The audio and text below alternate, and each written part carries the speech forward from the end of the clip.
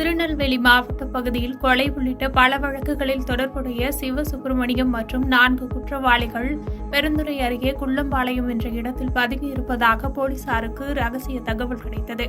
இந்த தகவலின் அடிப்படையில் நெல்லையில் இருந்து வந்த உதவி ஆய்வாளர் ஆண்ட்ரூ மற்றும் 6 போலீசார் குற்றவாளிகளை சுற்றி வளைத்து கைது செய்ய முயன்றனர்.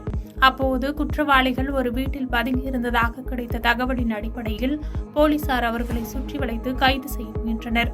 அப்போது அறைக்குள் சென்ற உதவி ஆய்வாளர் ஆண்ட்ரூவை குற்றவாளிகள் அருவாளை கொண்டு தாக்க முயன்றதாக கூறப்படுகிறது.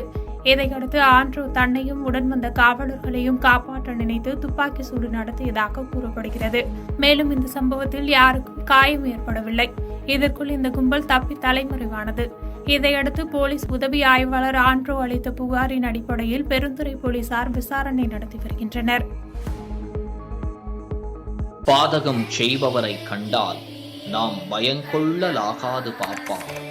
மோதி மிதித்து விடு பாப்பா, அவர் முகத்தில் உமிழ்ந்து விடு பாப்பா.